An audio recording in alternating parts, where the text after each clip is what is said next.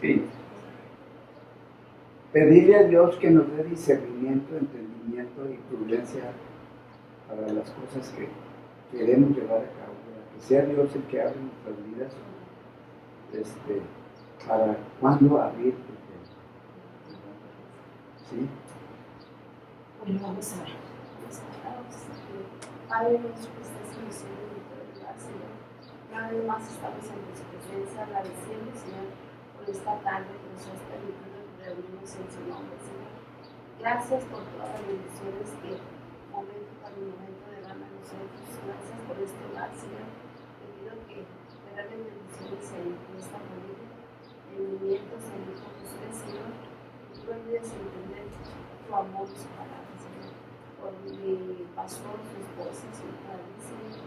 Gracias, le doy porque han sido de gran apoyo, gran apoyo espiritual para nosotros como familia y como hermanos en Cristo. Gracias, Señor, por todo lo que usted nos da. Te pido también en esta tarde, Señor, que usted nos ayude a dar entendimiento, sabiduría y prudencia para poder tener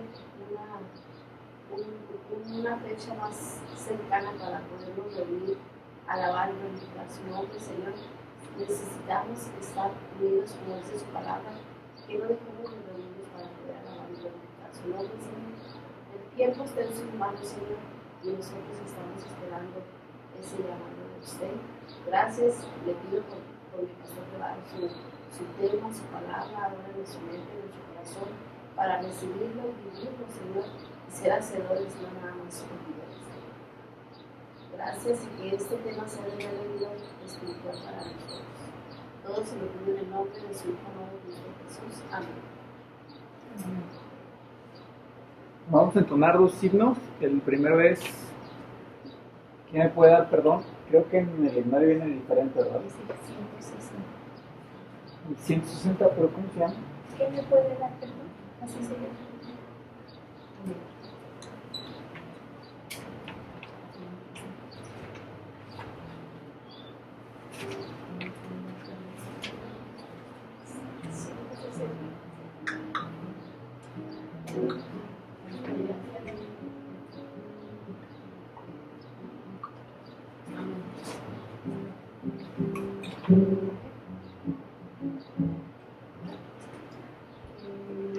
¿Qué? Me puede dar perdón, solo de Jesús la sangre y un nuevo corazón, solo de Jesús la sangre, precioso es el raudal. Todo mal, no hay otro manantial, solo de Jesús la sangre, el rescate eficaz,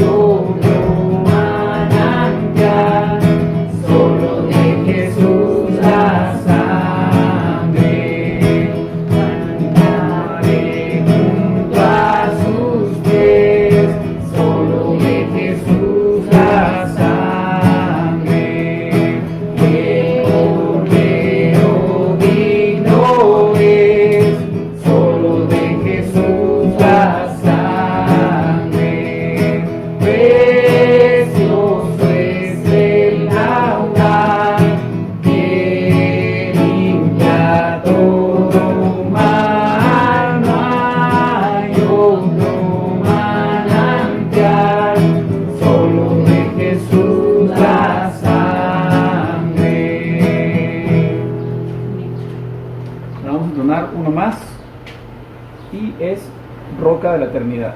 Es el número 26.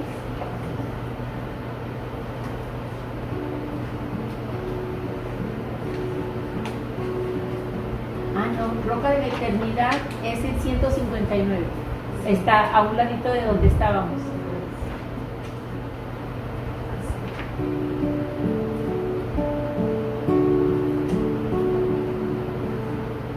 Segura mi esperanza está en la justicia de Jesús,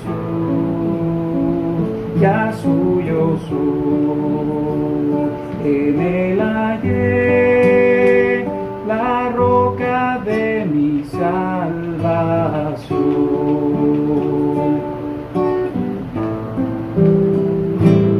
Roca de la eternidad, fuiste abierta tú por mí, sé mi escondedero fiel, paz encuentro solo en ti, rico limpio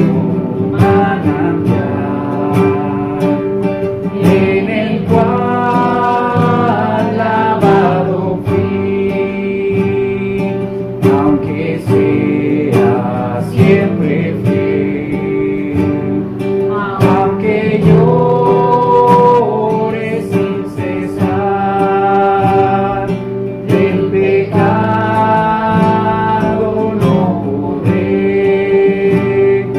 justificación lograr, solo en ti teniendo fe, sobre el mal podré triunfar, mientras haya de vivir, y al instante de expirar, cuando vaya a responder en tu augusto tribunal, sé mi escondedero fiel, roca de la eternidad.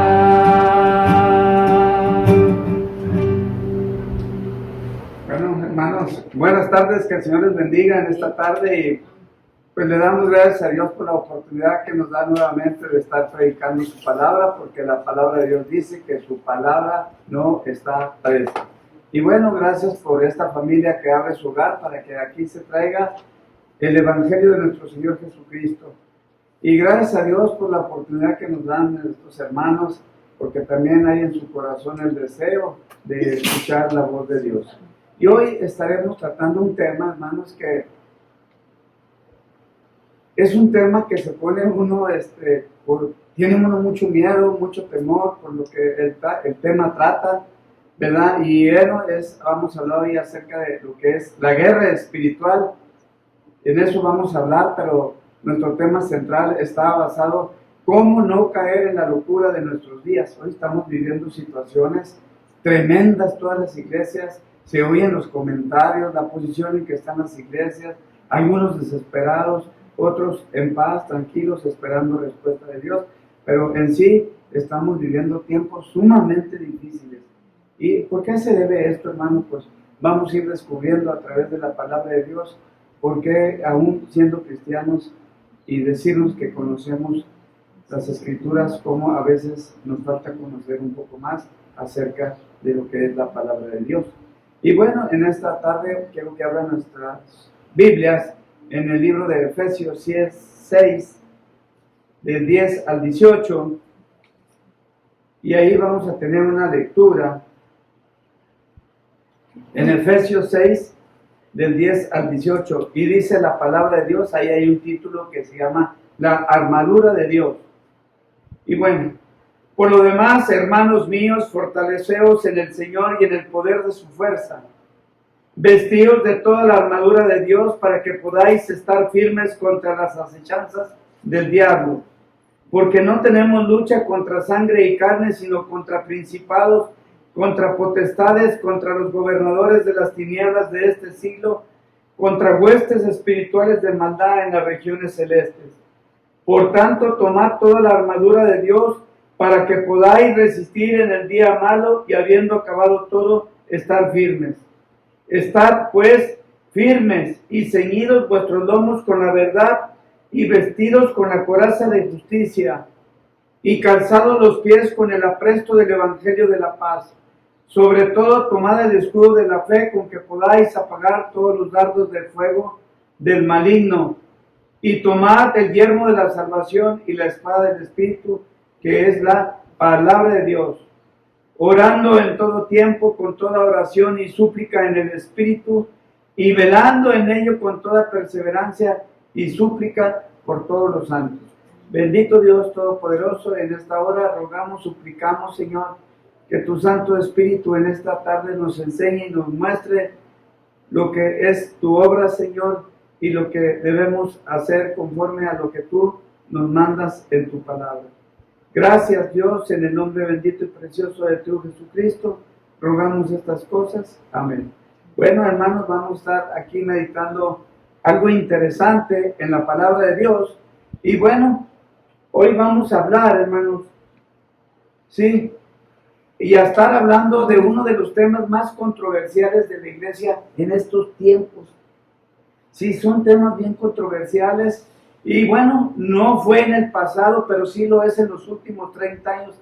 Y quizás el más controversial y sin lugar a dudas, cuando la historia de la iglesia se escriba en esta época. Y si el Señor Jesucristo no viene antes, no nos cabe la menor duda que se estará hablando de cómo la iglesia de hoy abrazó lo que hoy ha llamado la guerra espiritual de una manera no bíblica, ¿sí? Y bueno, quisiéramos precisamente hablar de la guerra espiritual y de cómo no caer en la locura de nuestros días.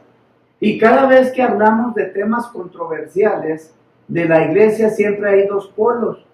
¿Sí? En un polo o extremo pudiéramos decir que hay un grupo que ve un demonio detrás de cada cosa y detrás de cada acción pecaminosa que nosotros cometemos. Del otro lado hay un grupo que en el otro extremo que entiende que la actividad demoníaca está presente el día de hoy y nosotros no estamos ni en un extremo ni estamos en otro. Y si usted ha empezado a preguntarse, bueno, ¿en qué lugar estamos? Yo les pido que vayamos despacio porque todavía no comenzamos para que puedan entender este mensaje. Bueno, pero vamos a decir a lo largo de este mensaje y usted va a ir descubriendo qué pensamos a lo largo de este mensaje. Y no olvidemos, ¿sí? No olvidemos en su palabra lo que dice Deuteronomio 29:29. Muy importante que ustedes se lo guarden estas cosas. ¿Sí? ¿Por qué? Porque miren lo que dice. Dice que las cosas secretas pertenecen a Jehová, nuestro Dios, mas las reveladas son para nosotros y para nuestros hijos para siempre, para que cumplamos todas las palabras de esta ley. Hay cosas que Dios nos ha revelado a través de su palabra, pero hay cosas que no las sabemos, ¿verdad? Y si no las sabemos, pues no tenemos que comentar nada, porque no hay nada que comentar. Y bueno, hoy vamos a hablar de las cosas que sí son reveladas, de las cuales las podemos hablar con toda la autoridad que la palabra nos autoriza, ¿verdad? Y si en algún momento hay algo que represente un entendimiento a partir de algo revelado, pero que no sea una enseñanza clara, se lo vamos a dejar saber también, y siempre queremos mantener la diferenciación entre lo que es la palabra infalible, incuestionable de Dios, y lo que es el entendimiento humano que pudiera ser nuestro. Pero la sabiduría de Dios y la sabiduría humana no pueden ser comparadas, y con eso en mente yo quiero que vayamos a Efesios del 10 al 18, pero quiero que vayamos exclusivamente al versículo 13. ¿Qué dice el versículo 13? ¿Quién tiene ahí? ¿Me lo puede leer? Por tanto, tomad toda la armadura de Dios para que podáis resistir en el día malo y habiendo acabado todo, estad firmes. Es el capítulo 6 el que leímos. Yo quiero decirles una cosa. Es una pregunta, no me contesten. Nada más guárdenla y al final me dicen. ¿Ustedes tienen una armadura de Dios? Amén. ¿Y se la quitan y se la ponen constantemente? No me contesten. Yo les puedo decir que esa armadura yo la recibí cuando recibí a Cristo Jesús en mi corazón y jamás me la he quitado. Y bueno, al inicio de este texto hay una palabra, una expresión claramente que nos deja ver que ciertamente hay una lucha. Todos los días tenemos luchas y bastante fuertes, de la cual Pablo dice en el versículo 12, porque no tenemos lucha contra sangre y carne, sino contra principados, contra potestades, contra los gobernadores de las tinieblas de este siglo, contra las huestes espirituales de maldad en las regiones celestiales. Es una lucha que no comenzó en el Antiguo Testamento, que no comenzó en el Nuevo Testamento, que no comenzó después de que Cristo vino en una lucha que comenzó, sino más bien fue en una lucha que comenzó en el jardín de Edén. Ahí comenzó la lucha. Cuando Dios creó al hombre en una lucha que tiene evidencia en el Antiguo Testamento y en el Nuevo, cuando Dios crea a Adán y a Eva, dice que los creó con sus representantes y los crea a su imagen y semejanza. Y que el hombre fue creado para representar a Dios. Pero la palabra imagen en el hebreo implica un ícono. ¿Pero qué es un ícono, hermanos? Un ícono representa a algo o a alguien. Y el hombre iba a ser el ícono de Dios aquí en la tierra. Iba a ser su representante y tan pronto su enemigo y su archienemigo Satanás se entera de sus planes y quiso intervenir y dañar precisamente a la persona que iba a representar a Dios en los sucesivos. Entonces Dios había mandado a Adán y había mandado a Eva, en ellos a su imagen y semejante, para que fueran los íconos, sus representantes de Dios en la tierra. Pero inmediatamente Satanás interviene para romper los planes que Dios tiene, ¿verdad? Y bueno, vemos aquí pues, dice que esta lucha comienza temprano en Génesis 3, y tan pronto la creación de Dios comienza a operar, y el apóstol Pablo nos habla de esa lucha en el griego paleo. ¿Se fijan ustedes cuando decía, nos van a palear, nos van a qué? Hoy los muchachos con los chicos malos dicen, nos van a palear. ¿Sí? Bueno, pues es una paleo, es una palabra griega que implica, según los estudiosos del lenguaje original, es una lucha que se da mano a mano, cuerpo a cuerpo, como la lucha libre de nuestros días. ¿Sí? Entonces, implica una lucha donde uno está tratando de tumbar al otro y donde literalmente la idea es tumbar al otro y ponerle el pie en el pescuezo como señal de victoria. Dice que este tipo de lucha es la que Pablo se está refiriendo de una manera que esto nos da a nosotros una idea de que no es una lucha de que se libera simplemente en las regiones celestiales como Pablo habla en este texto, sino que tiene una realidad allá arriba en el cielo, ¿verdad? Tiene una realidad en nuestras vidas que necesitamos conocer cómo librarnos y cómo librarnos. Cómo librarnos y cómo no librarnos.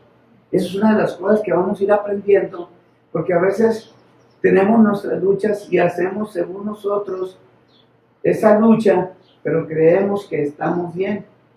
Pero hoy vamos a saber si estamos bien o no estamos bien. Y lamentablemente la iglesia de Cristo ha estado inmersa, o una parte de la iglesia de Cristo ha estado inmersa, porque no es toda la iglesia, y está inmersa en los últimos 20 o 30 años, hace 20 o 30 años, que la iglesia actual está inmersa en una guerra espiritual, que Dios no está peleando de una manera, que Dios no está bendiciendo ni está respaldando. ¿Sí? Y está siendo derrotada a diestra y siniestra porque hay un diseño de cómo luchar esa batalla dada por Dios. Y no hay duda que hay una batalla. Y Pablo dice que esa lucha no es contra sangre y carne, sino contra poderes de las tinieblas, entidades espirituales poderosas que están detrás de toda una orquestación tratando de deshacer y de oponerse a los planes de Dios y a la verdad de Dios. Y la lucha es intensa y poderosa, y estas entidades dice que son definidas como huestes, no son una, son grandes cantidades de entidades que Pablo las llama huestes espirituales. Pero no pase por alto este término de maldad en las regiones celestes, huestes tenebrosas, que viven en lugares y representan las tinieblas, la oscuridad, huestes que no tienen nada en común con la luz ni con la verdad. Dice que son perversas, son malvadas de mentalidad torcida, que disfrutan todo lo que es contrario a la verdad de Dios, que probablemente están detrás de toda esta violencia de drogas, de pornografía y sexo perverso contrario al diseño de Dios, que han sabido engañar al hombre de diferente manera, que saben cómo operar. ¿Se dan cuenta, hermanos?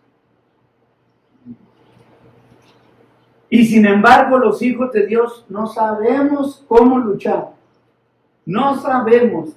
Dice que muchas veces porque se les ha vendido principalmente una idea errada de lo que es la guerra espiritual y cómo librarla.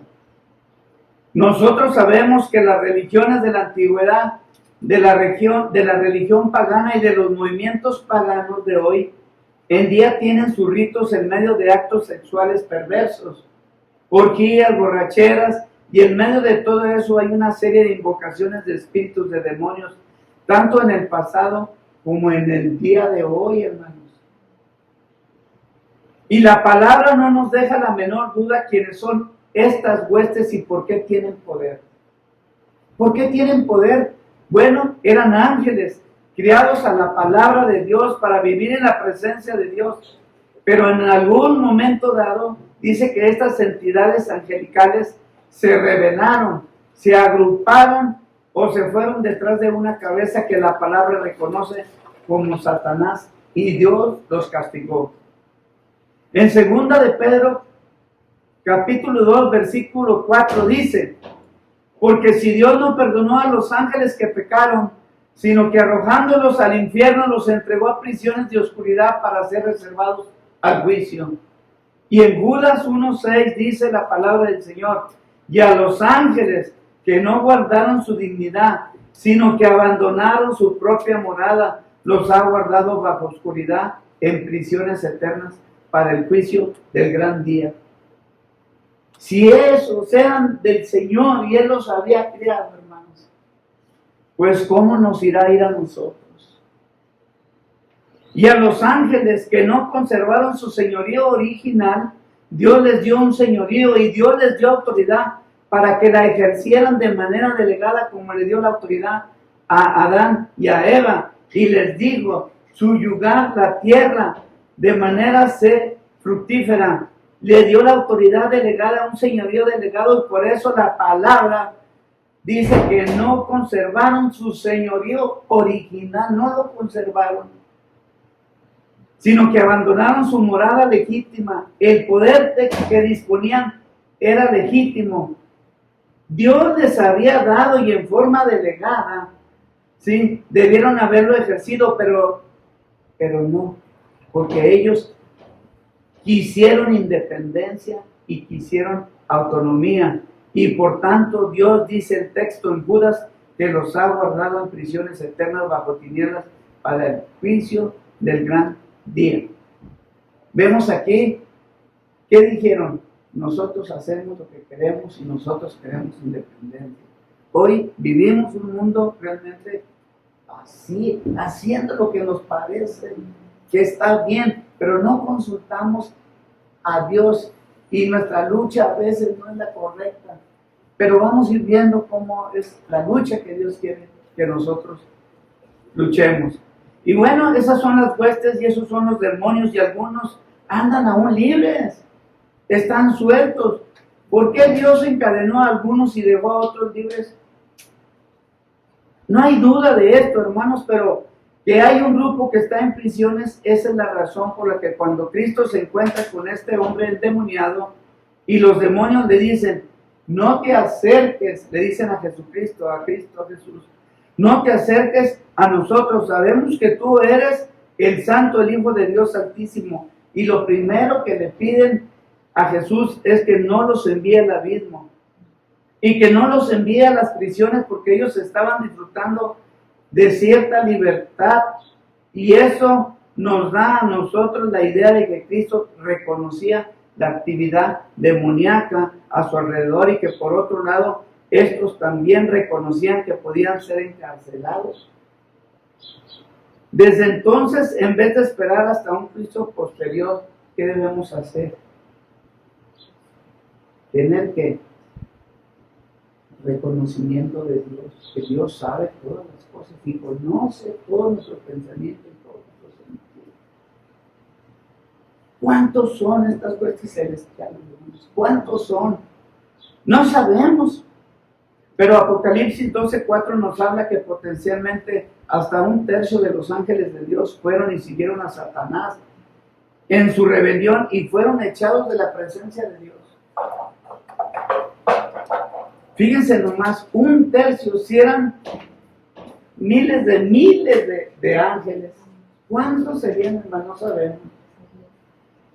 Y dice que esa actividad no se limita al tiempo de Cristo. Esa guerra espiritual comienza en el libro de Génesis, capítulo 3. Y la podemos ver a lo largo del Antiguo Testamento en diferentes maneras, y lo podemos ver a lo largo del Nuevo Testamento, ya ha continuado hasta el día de hoy. Y bueno, en Génesis 3 te encuentras a Satanás disfrazado de ángel de luz. Ahí lo vemos, de luz, de alguien que viene a traer una nueva revelación, de alguien que viene a traer a Adán y a Eva y conversa con ellos. Con que Dios realmente ha dicho en esa conversación, les vendió una mentira haciéndoles creer que era la verdad. No lo que ocurre, el que comáis de este árbol seréis como Dios. Fue exactamente la rebelión de Satanás, y así quería ser como Dios. Y nos dice Ezequiel, y nos dice en Isaías, capítulo 28:14, y dice en Isaías, por tanto, varones burladores, que gobernáis a este pueblo que está en Jerusalén, oíd la palabra de Jehová, por cuanto habéis dicho, pacto tenemos hecho con la muerte, e hicimos convenio con el Seol, cuando pase el turbión del azote, no llegará a nosotros, porque hemos puesto nuestro refugio en la mentira y en la falsedad nos esconderemos. ¿Se fijan, hermano? Que eso lo escuchamos frecuentemente en personas que están consultando a los adivinos, a las cartas, a cosas menos a Dios.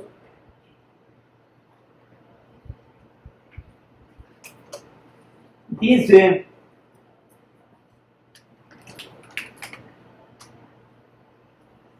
ahí Primera de Crónicas que el engaño es una de las estrategias de Satanás, el engañarnos, el hacernos creer una cosa que no es y el prometer algo que él no puede entregar. Vamos ahí a Crónicas, Primera de Crónicas 21:1, dice, pero Satanás se levantó contra Israel e incitó a David a que hiciese censo de Israel. Y dijo David a Joab y a los príncipes del pueblo, id a hacer censo de Israel desde Beerseba hasta Dan, e informadme sobre el número de ellos para que yo les sepa. Un engaño de Satanás. ¿Cómo nos engaña Satanás, hermano? A hacer cosas que no debemos hacer. Y no las creemos. Porque esa no fue la palabra de Dios que Dios le envió a David. Fue el engaño de Satanás. Y aquí vemos a Satanás incitando a David a hacer un censo a Israel, y distrajo la atención de David Y en un momento de debilidad, el rey David, un hombre que había confiado en ese momento en el poder de Dios, en la cobertura de Dios, en Dios como su escudo, en un momento de repente comienza a hacer un censo confiando en sus soldados y confiando en sus caballos, hermanos, y distrajo a David. Y esa es una de las maneras que Satanás a veces nos logra distraer la atención, nos desenfoca y nos hace poner atención en algo que no debiéramos estarlo poniendo, sobre todo en momentos cruciales de la batalla. Y nosotros pagamos las consecuencias. Distracción del creyente. ¿Cómo nos distraemos, hermano? Y creemos y queremos hacer, pero no vamos a consultar qué es lo que Dios quiere decir. Dice la Biblia en Proverbios que el caballo se prepara para la guerra, pero la batalla es de... Pero la victoria es del Señor, exactamente. Hermano, tenemos una guerra ahorita. Sí, pero no es nuestra. ¿De quién es, hermano? Es del Señor. Y debemos prepararnos para que venga esa victoria del Señor. Dice que en el libro de Job, a Job, ¿quién lo tentó? Lo tentó Satanás y lo atacó, y la familia de Job físicamente, eliminando a 10 de sus hijos. ¿Sí? Dice que atacando el cuerpo, la salud de Job, con la idea de todo el tiempo, obviamente, de que Job se desencantara de Dios. Porque él estaba encantado con Dios. ¿Sí? Pero ¿qué pasó? Dice que el texto comienza diciendo que Satanás tenía un círculo de protección a su alrededor. Y como él tiene una conversación con Dios, le dice: ¿cómo es que tú piensas que tu siervo no va a confiar en ti si lo tienes protegido? Y en este momento está tratando de hacer que Job se desencante de Dios como se desencantó su esposa de él. Cuando le dijo a Job: maldice a Dios y muérete. Y como a veces cosas tan pequeñas que no las discernimos y que las entendemos mal porque no llegamos a esa verdad de Dios, hermanos. En Zacarías capítulo 3, vamos a ver lo que dice ahí. Dice que nos encontramos a Satanás acusando a Josué, el sumo sacerdote, de que él no tenía la capacidad, la santidad para representar ese cargo. Y Dios se levanta en su defensa y le dice: este es un tizón sacado del fuego por mí. Te reprendo, Satanás. Mire, vamos a leer lo que realmente dice el texto ahí en Zacarías 3, 1, 2. Me mostró al sumo sacerdote Josué, el cual estaba delante del ángel de Jehová, y Satanás estaba a su mano derecha para acusarle. Y dijo Jehová a Satanás: Jehová te reprenda, oh Satanás. Jehová, que ha escogido a Jerusalén, te reprenda. ¿No es este un tizón arrebatado del incendio?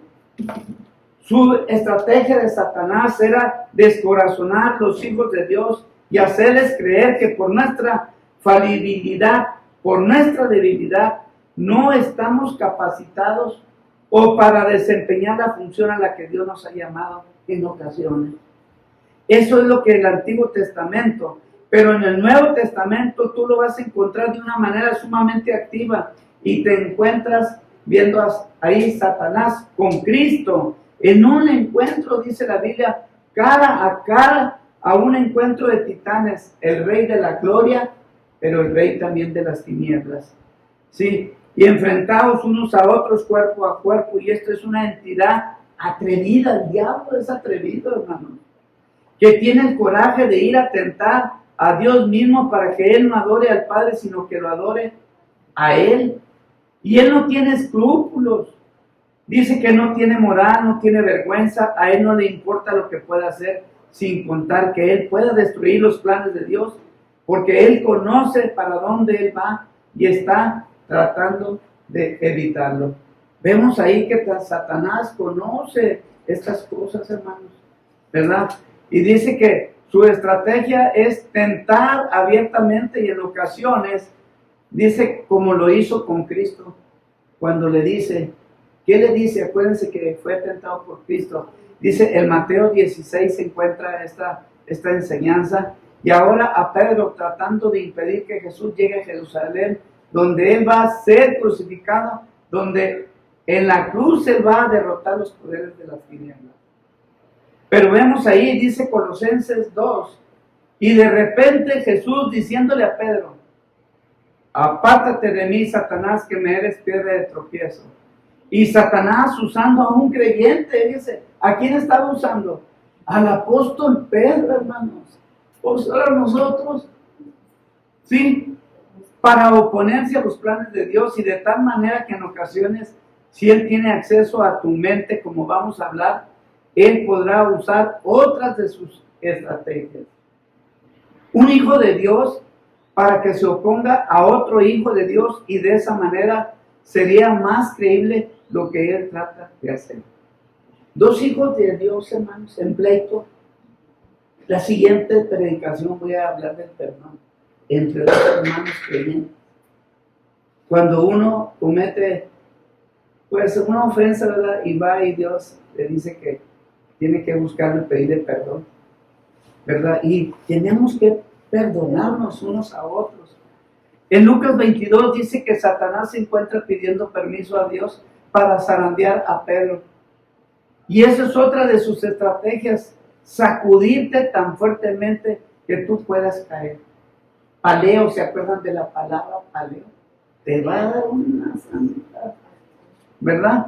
Y bueno, dice, y así es como quieres zarandear tu vida, mi vida, tu matrimonio, tu familia, hasta que se caiga cada uno de sus frutos y comienza mi familia a sufrir las consecuencias del zarandeo. Y Cristo le dice a Pedro, yo he rogado por ti, Pedro, porque yo he intercedido a favor tuyo. ¿Cómo tenemos que orar y pedirle a Dios por nuestros hijos, por nuestro esposo, por nuestra esposa, para que Satanás no llegue a nuestras vidas y nos dé una zarandeada? Dios es Cristo, viene, yo soy la verdad, dice Él. Satanás viene, Él es el padre de la mentira. Todo lo opuesto. Hermanos, en 2 Corintios 12, tú lo encuentras abofeteando a Pablo, haciéndole la vida imposible, el Satanás. Dice ahí en 1 Tesalonicenses 2:18, Pablo dice, cuánto yo he añorado haber llegado a ustedes, antes Satanás me lo impidió, lo abofeteó. Hermano, cada domingo que vamos al templo, algo tiene que pasar, porque el Satanás quiere que estropear los planes de Dios para que no vayamos a dormir. Para que no vayamos a la casa del Señor, fíjense. Y bueno, dice que ahí en 2 Corintios 2:11 nos habla acerca de los ardiles o artimañas, dependiendo de la traducción que tú tengas en tu Biblia. Que dice ahí Satanás, ¿verdad? Pero si en una estrategia no es algo que hace al azar, es una estrategia y no es algo que tú tiras a ver a quién se le pega. Una estrategia es algo que tú diseñas, ¿sí? Algo que tú diseñas, y es algo que tú mides, que tú probablemente te lo haces a la medida de la persona a quien tú estás tratando de hacer. ¿Qué hace el Satanás, hermanos? Hace estrategias, y no las hace él y se va, sino que él está haciendo una estrategia muy específica para ti y para mí, de cómo llegar a ocasionarnos serios problemas, ¿sí? Y a que caigamos. Una estrategia es algo que te va a engañar, que te hace creer una cosa, pero que en realidad va a ser otra, y él tiene sus estrategias, Satanás. ¿En quién debemos esperar, hermanos? En el Señor tenemos que esperar nosotros. Oremos, oremos, oremos, oremos. La iglesia de Cristo dice que ha sido entretenida y ha olvidado su palabra, su cruz, su fuerza y el señorío de Cristo y la manera como Cristo diseñó esta estrategia para nosotros.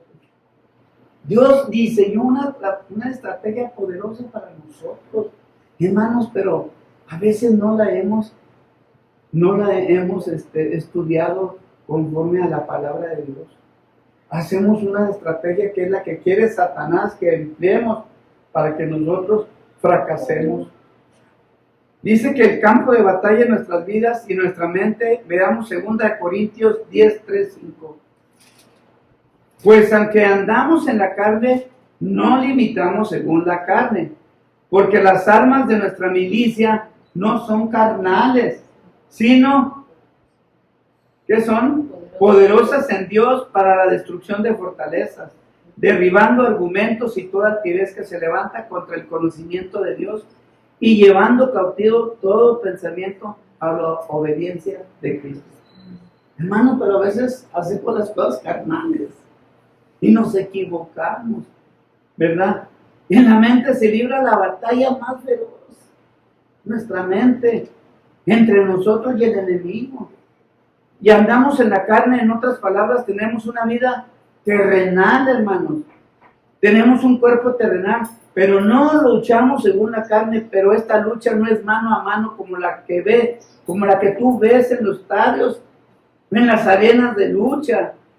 Somos carnales, pero nuestras almas no son carnales, porque no son de este mundo nuestra alma.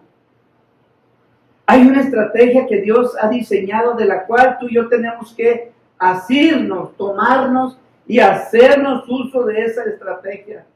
Y hacer uso de esas armas que no son las armas que la iglesia está usando. Y estas armas son poderosas en Cristo Jesús para destrucción de fortalezas. La pregunta es, ¿qué fortalezas? Y el próximo versículo te lo dice inmediatamente. Especulaciones, razonamientos altivos que se levantan contra el conocimiento de Dios.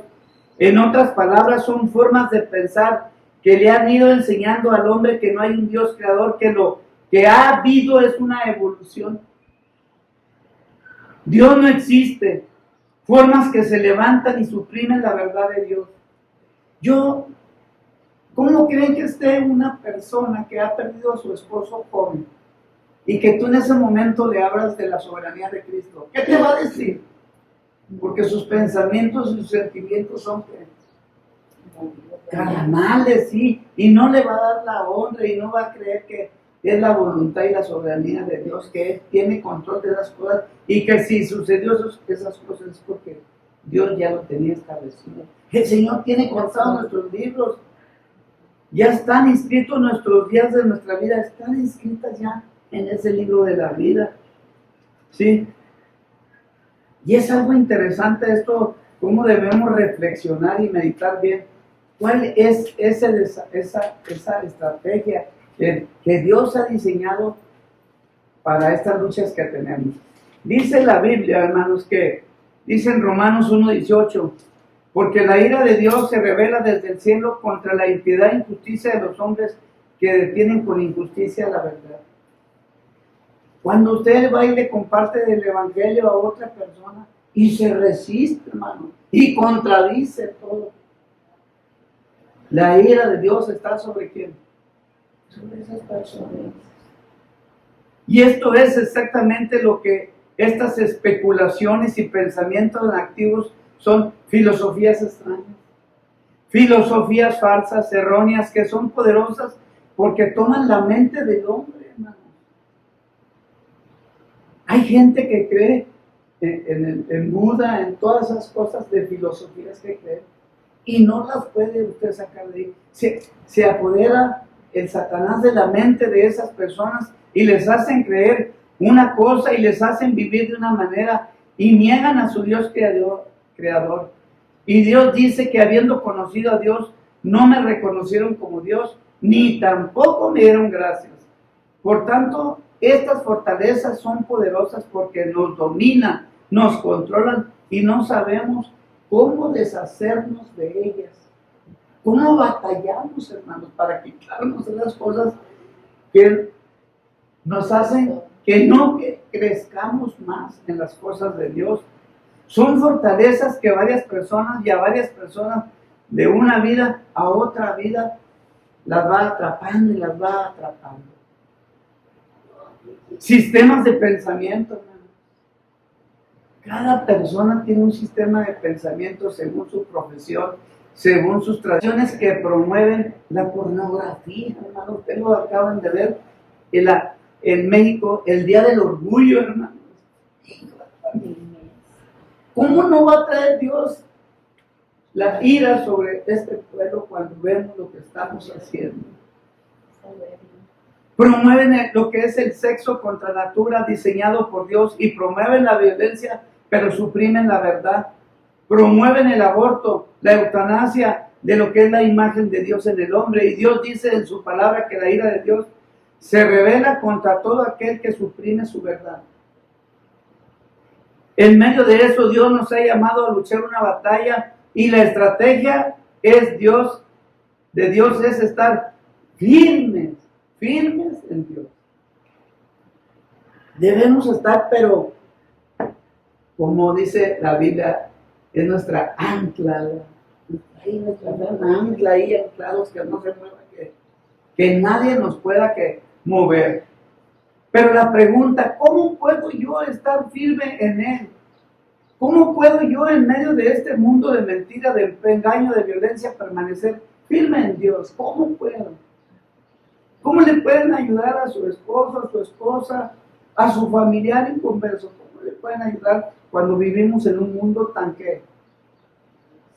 perverso y tan perdido que estamos ahorita? Sí. Bueno, si comenzamos a entender cómo se libra esa batalla, vamos a entender cómo podemos estar firmes en Él. Pero recuerda que en el campo de batalla la meta es tu mente. Y no solo la mente del creyente, es la mente del incrédulo también. Mire, vayamos ahí a 2 Corintios 4:4. Vamos a ver qué dice la palabra de Dios. Y dice: en los cuales el Dios de este siglo cegó el entendimiento de los incrédulos para que no les resplandezca la luz del Evangelio de la gloria de Cristo, el cual es la imagen de Dios.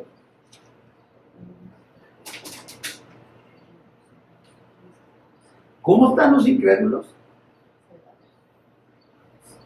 Más atacados por Satanás, ¿verdad? Vemos ahí que cegó el entendimiento de los incrédulos para que no les resplandezca la luz del Evangelio de la gloria de Cristo, el cual es la imagen de Dios. El Dios de este siglo, ¿quién es? Satanás. Es el causante de estas cosas. Y el diablo ha creado ceguera espiritual, ceguera mental, y el entendimiento está entenebrecido y no le permite ver la verdad de Dios. Hermanos, cuando tenemos lagañas, que tenemos una infección en los ojos, no podemos ver, hermanos. Así es.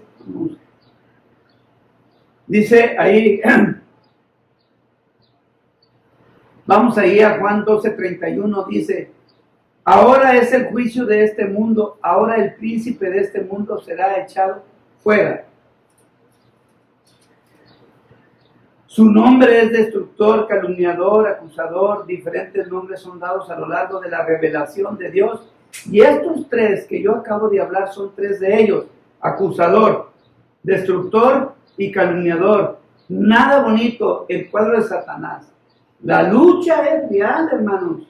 Y las entidades son muchas, su poder es poderoso, sus artimañas son innumerables, pero la palabra nos asegura una y otra vez: mayor es el que está en nosotros que el que está en el mundo. Y el Hijo de Dios necesita descansar confiando en su realidad. Necesitamos seguir confiando en Dios, porque Él prometió darnos la victoria, hermanos. ¿Qué hicimos para recibir ese regalo que Dios? Dice ahí en Efesios, ¿verdad? Que fuimos salvos por la ¿qué? Por la gracia de Dios. ¿Qué hicimos? Nada. No nos costó nada, hermano. Fue porque a Él le pareció darnos, ¿verdad? Dijo: te la doy gratis, hermano. ¿Qué hicimos? Nada. Ni obras hicimos. Y si las hicimos mal.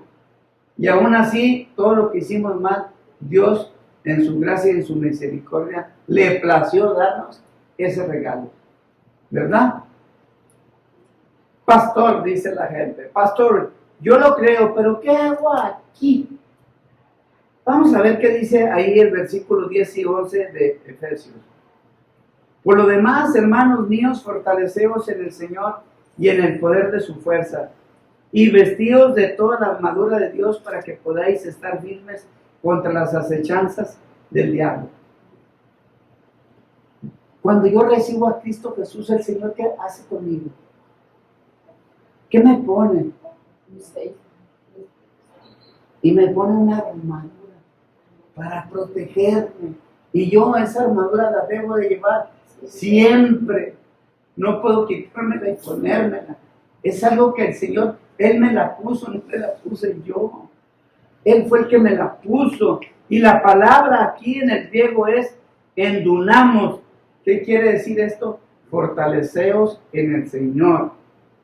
Para fortalecer, la palabra poder es dunamos, de donde nosotros tenemos la palabra dinamita. Y cuando la palabra de Dios se refiere al Espíritu de Dios que mora en nosotros, habla precisamente de que es el poder que levantó a Cristo de entre los muertos.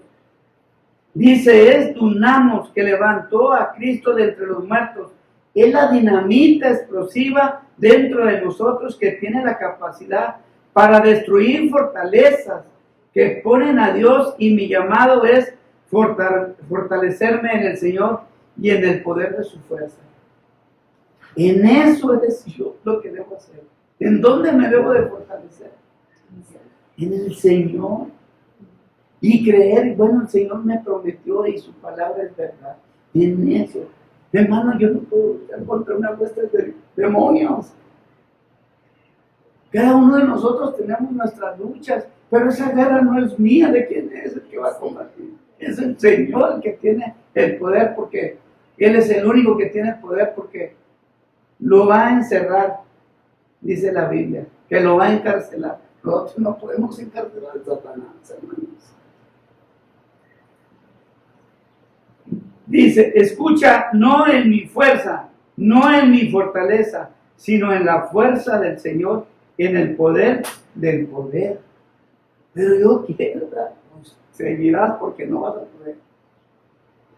Imagínense estar luchando contra ese mundo.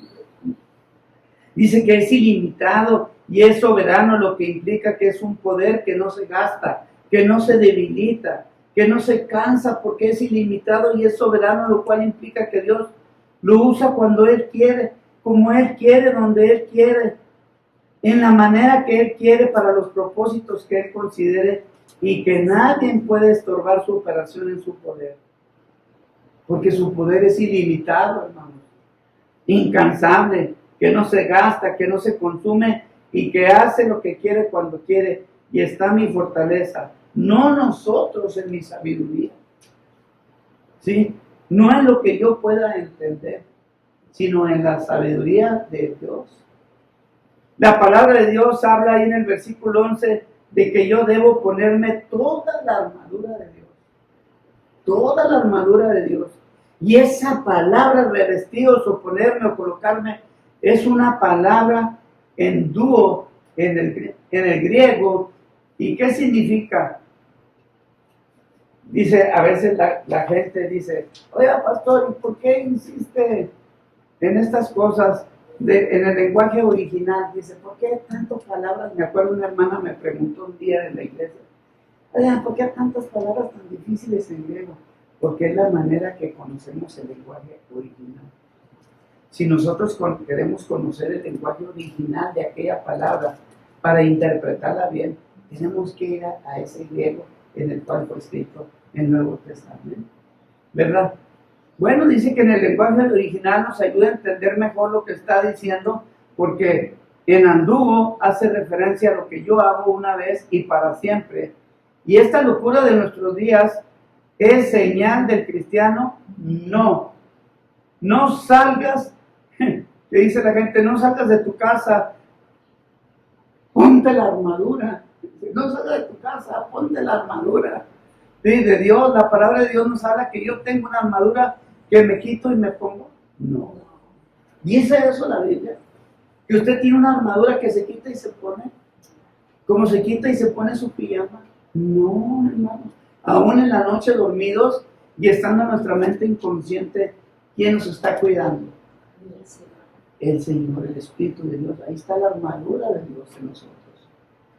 Pues está libre nuestra mente. Puede entrar que una mente, un ser extraño a nuestra mente, un demonio puede entrar. Si no estamos inconscientes, dormidos, puede entrar y poseerse de nosotros. Pero gracias a Dios por esa armadura que tenemos, porque es la que detiene todos esos actos malignos del Satanás. Dice, yo no me la puse en primer lugar, la armadura de Dios me la entregaron en el día en que me salvó y yo necesito aprender a usarla.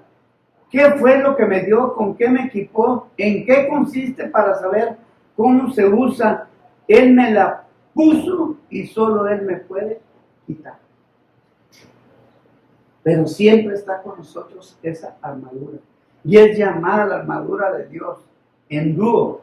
Con esa armadura yo tengo un llamado a estar firmes para que puedas estar firmes una vez más. Excusa la múltiple referencia original. Hermano, cuando nosotros estamos bien firmes y que tenemos esa armadura de Dios, ¿por qué estamos preocupados si tienes algo que Dios te la dio y te la puso? Pues, ¿qué? Pero vivimos siempre que contrario a lo que Dios dice en sus palabras.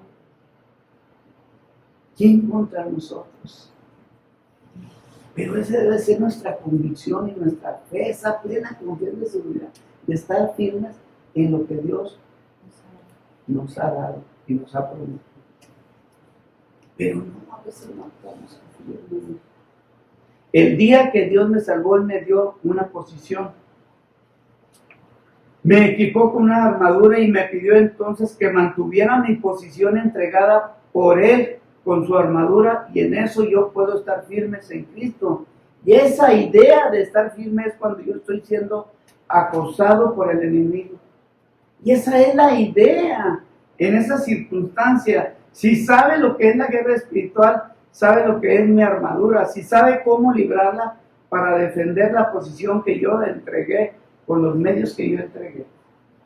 Si el Señor me dijo, yo te doy una armadura y tú guarda tu posición como buen soldado de Jesucristo.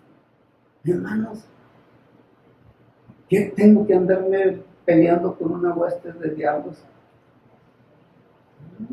Yo debo estar bien firme creyendo en lo que Dios me ha prometido.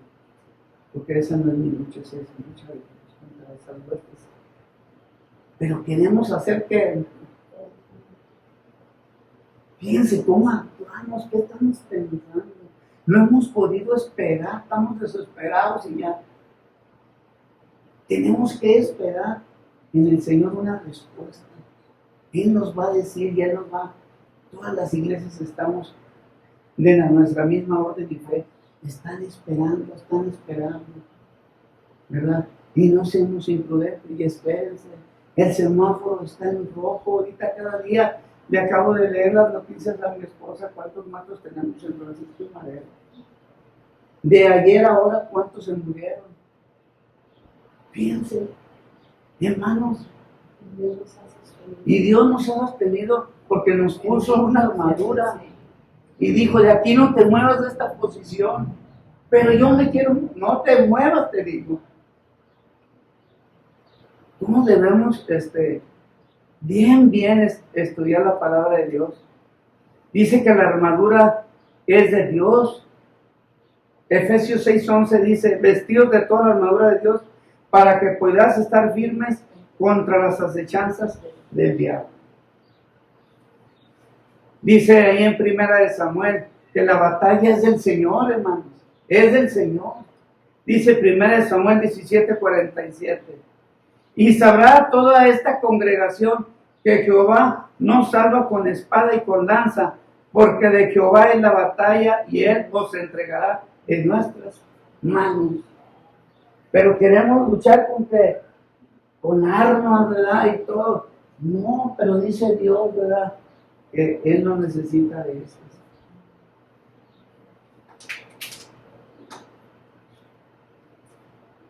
Y la causa por la que luchamos por la cual luchamos es de Dios. Hay una causa, y por la causa que luchamos de Dios, dice Efesios 3:1. Por esta causa yo, Pablo, prisionero de Cristo Jesús, por vosotros los gentiles. Hay que luchar, hermano. Ayúdame a orar, hermano. Ayúdame, oremos los unos por los otros, ¿verdad? Nuestra lucha es que estemos orando constantemente por nosotros mismos como hermanos en Cristo. Y el ejército que lucha contra las huestes espirituales es llamado el ejército de Dios. Es de Dios esta guerra de principio a fin. No es nuestra. ¿De quién es esta guerra, hermano? Y Él sabe por qué mandó esto, por qué suceden estas cosas y cuándo Él va a terminar esta situación. ¿Y qué nos va a dejar de enseñanza de estas cosas, hermano? Primero que nada va a ser obediencia. Si nos dice no salgan y salimos y nos portamos mal, ¿verdad? Porque no obedecemos y creemos que no pasa y mucha gente no cree esto que está sucediendo. No quiere creer, hermanos. Nosotros no tenemos que estar amedrentados por el enemigo si sabemos a quién pertenecemos y cómo luchar lo que Él nos dijo que podíamos luchar y vencer. Dice, ayuno y oración. Este género solo sale con ayuno y oración. Orar, hermano, porque eso lo podemos hacer. Y a través de esa oración y ese ayuno, es una arma que tenemos, que Dios nos ha dado. ¿Sí? Dios no nos puso aquí para ser derrotados, sino para vencer en su nombre. Para vencer en su poder bajo su autoridad, para su honor y su gloria. Las huestes son numerosas y son poderosas, hermanos. Pero no tenemos por qué amedrentarnos porque Dios nos pide que nosotros aprendamos de Él. Aprendan de mí, que soy manso. Sujetémonos, hermanos. Nos cuesta trabajo, sí. Batallamos todavía, sí. Quiero que escuchen la última instrucción. Por tanto, tomad toda la armadura de Dios para que podáis resistir en el día malo y habiendo hecho todo, estar firmes. Resistamos, que hermanos, en el día malo. Estamos en un día terrible, cada día que amanece, damos gracias a Dios porque nos permitió ver la luz de un nuevo día. Pero debemos estar con esa armadura para poder vencer ese día malo. Cada día que estamos viviendo está terrible. Y la armadura que Dios me entregó hoy, ¿para qué es? Para que yo pueda resistir. Cuando las cosas vayan bien, en el día malo y en el día de la tentación, en el día de la emboscada, en el día de la presión, en el día de la estrategia contra mí, para que podáis estar firmes en el peor de los días. Pero si yo no sé cómo luchar esa batalla y qué me toca hacer, yo voy a estar disparando tiros contra el enemigo. No está. No, eso es lo que la iglesia ha hecho en los últimos días. Tirando disparos a todos lados, sin saber ni qué estamos haciendo, hermanos. Disparando tiros donde el enemigo no está. Eso es lo que la iglesia ha hecho en los últimos 20 y 30 años. Ya ha empuñado sus armas espirituales, ya ha estado disparando en todos los lugares donde Satanás no está. ¿Y sabe qué? Que Satanás está atrás de nosotros y se está carcajeando de nosotros. Sí. Y él está atrás sacándonos su lengua espiritual y los hijos de Dios no aprendemos. No aprendemos. ¿Cuál será nuestro llamado una y otra vez, hermanos? ¿Cuál será nuestro llamado? Quiero que vayamos a 1 Corintios 15, 58. Y dice, así que hermanos míos, amados, estar firmes y constantes, creciendo en la obra del Señor siempre, sabiendo que nuestro trabajo en el Señor no es en vano. Vamos a leerlo nuevamente para que lo recordemos. ¿Sí? Dice ahí, ¿cuál es tu llamado? 1 Corintios 15, 58. Así que, hermanos míos, amados, estad ¿qué? Firmes y constantes. Creciendo en la obra del Señor siempre, sabiendo que nuestro trabajo en el Señor no es en vano. Fíjense lo que ¿a qué nos llama? A estar firmes y a estar creciendo, sabiendo que nuestro trabajo en el Señor no es en vano. ¿Verdad? Y por tanto, mis hermanos, estad firmes, dice ahí en 1 Corintios 16:13, vamos ahí. Velad Estad firmes en la fe, portaos varonilmente y esforzados, hermanos. Dice, no que nos enseñoremos de nuestra fe, sino que colaboramos para nuestro gozo, porque por la fe estáis firmes, dice 2 Corintios capítulo 1, 24. Bueno, nuevamente, no que nos enseñoremos de vuestra fe, sino que colaboramos para vuestro gozo, porque por la fe estáis firmes. Pero ¿por qué a veces no estamos firmes? ¿Por qué nos pasa? Gozosos, muchas cosas que no hemos cumplido con el llamado de nuestro Dios, ¿verdad? Y entonces, si no estoy firme, cualquier viento de doctrina viene y me queda. Y me da una botada, sí, pero tremendo. Dice Gálatas 5:1, estad pues firmes en la libertad con que Cristo nos hizo libres, y no estáis otra vez sujetos al yugo de esclavitud. Segunda de Tesalonicenses 2:15 dice, así que hermanos, estad firmes y retened la doctrina que habéis aprendido, sea por palabra o por carta nuestra. Qué triste, hermanos, cuando alguien se aparta de la iglesia, se va, dice Pedro ahí. Se fueron porque no eran de nosotros, porque si hubieran sido de nosotros, hubieran permanecido en la doctrina de Cristo. Primera de Pedro 5:9 dice, al cual resistir firmes en la fe, sabiendo que los mismos padecimientos se van cumpliendo en vuestros hermanos en todo el mundo. Mi llamado, ¿cuál es? ¿Estar qué? Firmes, ¿verdad? Estar firmes. Pero pastor, ¿cómo puedo yo estar firme? Y lo acabo de leer el texto y lo dice, la fe en la voluntad de Dios y en la doctrina que me han enseñado. En esas 4 cosas debemos estar ¿qué? Firmes. La iglesia de Corintio, ¿cómo era? Una iglesia que estaba inmersa en ¿qué, hermanos? En un mundo pagano.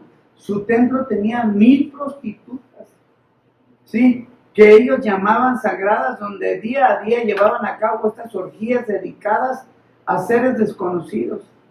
Y en medio de eso, Dios plantó su iglesia de Corintios. En medio de esa inmundicia, Dios plantó esa iglesia. Y la iglesia de Corintios y esta iglesia comienza a tener problemas de todo tipo y hubo problemas de decisión. Pero ¿qué hizo la iglesia? ¿Qué hizo el apóstol Pablo? Es algo interesante que me llamó mucho la atención. Hermanos, hoy fíjense todo lo que hacemos a las iglesias.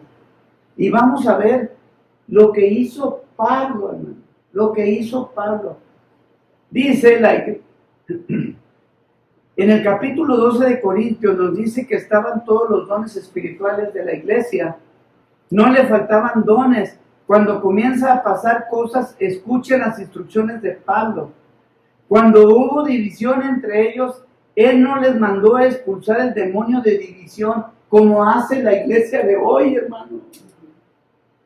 Hoy ya empiezan a hablar lenguas y dicen que es expulsar el demonio de qué, de división, y que el demonio de quién sabe qué.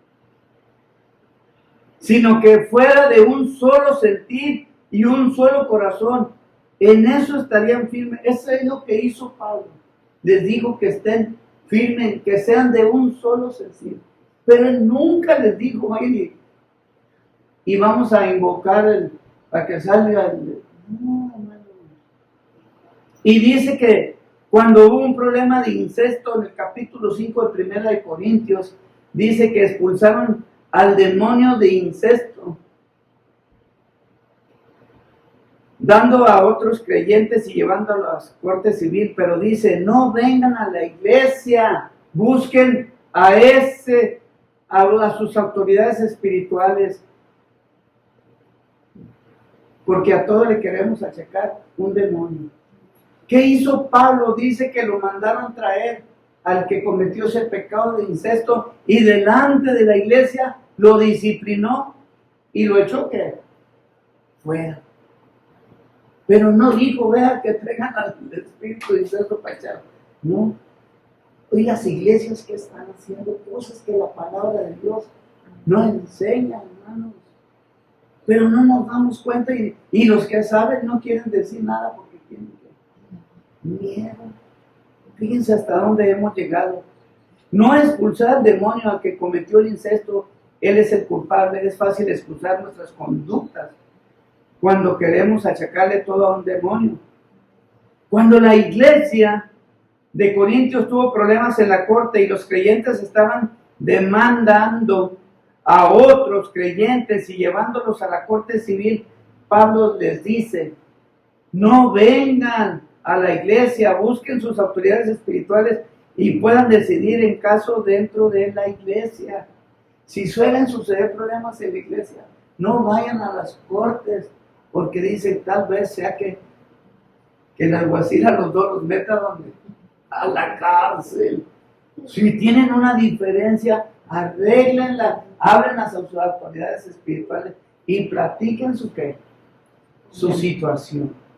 Pero hoy estamos tratando de luchar de una manera que no es lo que Dios quiere, hermanos. Y la palabra de Dios dice en Santiago 4:7, someteos pues a Dios, resistid al diablo y huirá de vosotros. Efesios 6:16 dice, sobre todo, tomad el escudo de la fe con que podáis apagar todos los dardos de fuego del maligno. Hebreos 4:12 nos dice, porque la palabra de Dios es viva y eficaz y más cortante que toda espada de dos filos y penetra hasta partir el alma y el espíritu, las coyunturas y los tuétanos y discierne los pensamientos y las intenciones del corazón.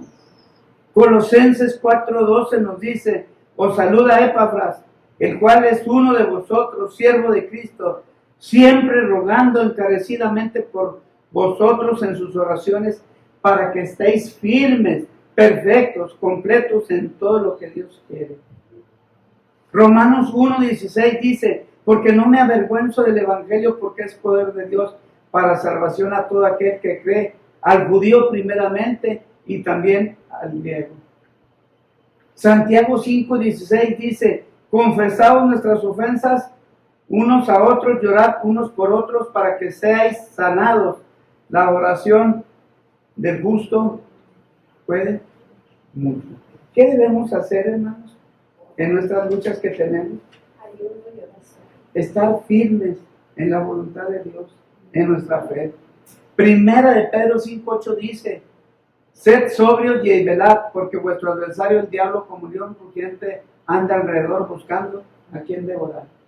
Hermanos, el diablo está esperando una pequeña hendidura y por ahí que va a entrar.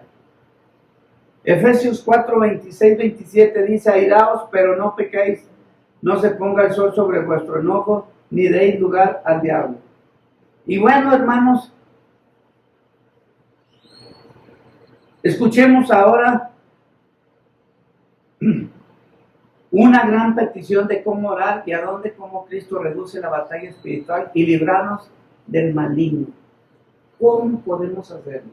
Vamos a terminar con esta cita bíblica de Romanos 8:38-39. Me gusta mucho este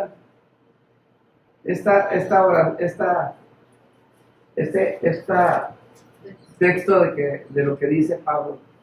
Dice, por lo cual estoy seguro de que ni la muerte, ni la vida, ni ángeles, ni principados, ni potestades, ni lo presente, ni lo porvenir, ni lo alto, ni lo profundo, ni ninguna otra cosa creada nos podrá separar del amor de Dios que es en Cristo Jesús, Señor nuestro. ¿Quién nos puede separar? Nadie. Pero realmente, hermanos, de veras, eso debe ser nuestra convicción y nuestra seguridad, que el único que nos sostiene, ¿quién es? Pero fíjense a veces qué cosas estamos haciendo, qué cosas estamos pensando, y creemos que hay estas cosas son nuestra lucha. Él nos dio una armadura, ¿para qué? Para protegernos de los malos.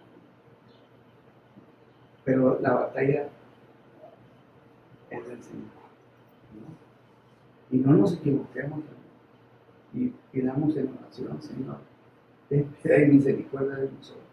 Tú has prometido, ¿sí? Protegernos, cuidar.